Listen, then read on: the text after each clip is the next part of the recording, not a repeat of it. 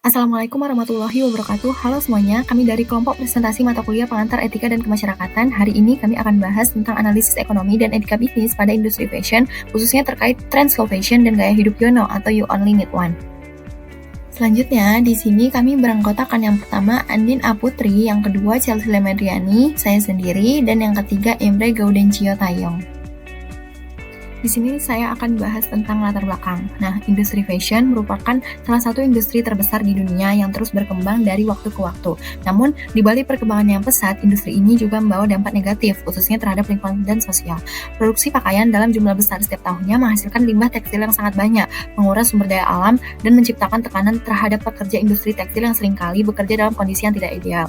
Nah, belakangan ini muncul tren di kalangan konsumen yang disebut dengan slow fashion dan konsep YONO atau You Only Need One. Tren ini mengajak masyarakat untuk membeli pakaian lebih sedikit tapi dengan kualitas yang lebih baik dan tahan lama. Konsumen mulai berpikir ulang sebelum membeli pakaian dan membeli produk yang ramah lingkungan serta diproduksi dengan etis. Kesadaran ini muncul karena semakin banyak orang yang peduli terhadap isu perubahan iklim, keberlanjutan, dan hak pekerja. Namun, perubahan pola konsumsi ini bisa menjadi tantangan bagi industri fashion, terutama di Indonesia. Di satu sisi, masyarakat masih memiliki konsumsi tinggi terhadap produk sandang. Di sisi lain, produk fast fashion yang murah dan cepat berganti tren masih banyak beredar, terutama dari impor. Hal ini membuat industri tekstil lokal kalah bersaing karena harus bersaing dengan produk asing yang lebih murah dan diproduksi dalam skala besar.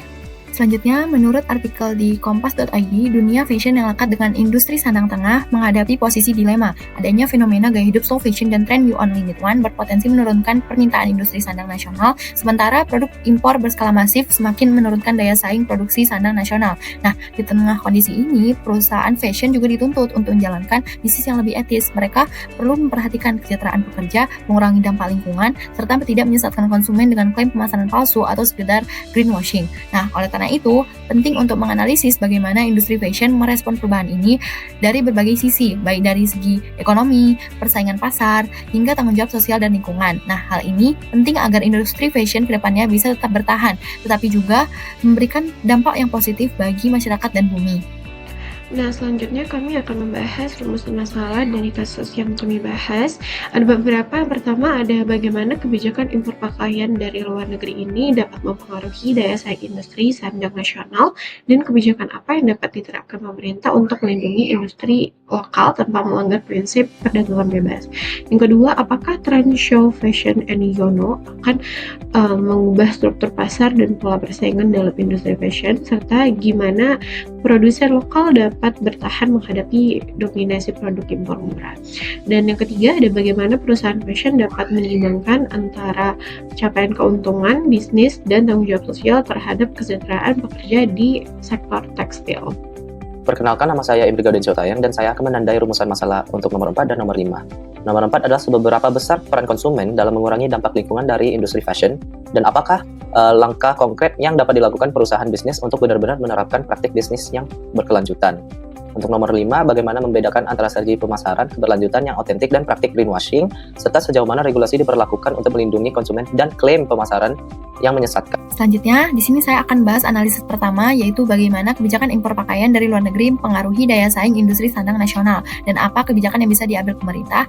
Nah, saat ini, industri fashion nasional menghadapi tantangan besar, meskipun tren konsumsi masyarakat mulai bergeser ke arah slow fashion. Namun, masuknya produk impor murah dalam jumlah yang besar tetap mengancam produsen dalam negeri. Banyak pabrik tekstil di Indonesia yang mengalami penurunan produksi, bahkan sampai gulung tikar, karena tidak mampu bersaing dari sisi harga dan volume. Nah, dikutip dari Kompas ID, keberlangsungan industri padat karya ini terancam akan semakin tergerus dan rawan gulung tikar. Hal ini menunjukkan bahwa kebijakan impor yang terlalu longgar dan melemahkan struktur industri nasional. Nah, untuk mengatasi tantangan tersebut, pemerintah perlu memperkuat kebijakan pengendalian impor, memberi insentif kepada produsen lokal, serta mendukung inovasi dan promosi produk dalam negeri.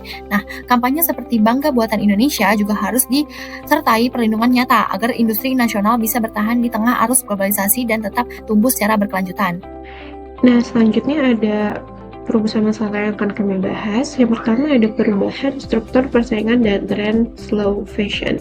Kesimpulannya adalah tren slow fashion ini mendorong konsumen untuk memilih produk berkualitas dan etika. Produsen lokal itu punya peluang, tapi tetap harus berinovasi dan tampil beda lewat nilai budaya, keberlanjutan, dan komunitas. Jadi perlu adanya dukungan kebijakan dan edukasi agar mereka bisa bertahan. Selanjutnya di rumusan masalah kedua itu ada tentang peran konsumen dan praktik berkelanjutan. Jadi konsumen itu punya kekuatan untuk mendorong industri lebih ramah lingkungan lewat pilihan mereka secara bijak. Perusahaan itu wajib menerapkan praktik berkelanjutan seperti penggunaan bahan organik, terus kemudian juga ada transparansi, kemudian produksi dan model bisnis sirkular atau reparasi, rental, daur ulang. Kemudian untuk rumusan masalah selanjutnya itu ada mengenai dampak mikroplastik dan kesadaran konsumen. Jadi pakaian berbahan sintetis ini sebenarnya menghasilkan mikroplastik yang mencemari lingkungan. Konsumen itu bisa berkontribusi dengan mengurangi konsumsi yang berlebih, memilih produk berkualitas, dan mendukung merek yang berkelanjutan. Selanjutnya, kami akan menjelaskan tentang keaslian keberlanjutan dan pelindungan konsumen. Nah, dalam industri fashion, waspadailah klaim greenwashing ataupun ramah lingkungan, karena hal ini adalah suatu strategi marketing maupun promosi yang tidak beretika. Ini biasanya menyebarkan informasi yang menyesatkan. Nah, dalam konteks regulasi dalam Undang-Undang Nomor 8 Tahun 1999 tentang pelindungan konsumen, ini adalah dasar utama dalam melindungi konsumen dari informasi atau iklan yang menyesatkan. Ada juga Undang-Undang Nomor 32 Tahun 2009 tentang pelindungan dan pengelolaan lingkungan hidup. Ini mewajibkan pelaku usaha untuk menjaga lingkungan dan bisa dikenakan sanksi jika aktivitas perusahaan bisa merusak lingkungan sekitar. Pada akhirnya, konsumen juga harus melindungi diri dengan berkritis dan juga cari bukti nyata seperti sertifikasi resmi dan juga transparansi bisnis. Pada kesimpulan, industri fashion Indonesia menghadapi tantangan global yang menuntut keberlanjutan dan etika produksi. Nah, tren slow fashion mendorong produsen lokal untuk berinovasi, memperkuat rantai pasok, dan tampil transparan. Konsumen juga berperan penting lewat pilihan belanja yang bertanggung jawab. Agar industri bisa tumbuh berkelanjutan, dibutuhkan sinergi antara inovasi, edukasi, dan kebijakan yang mendukung.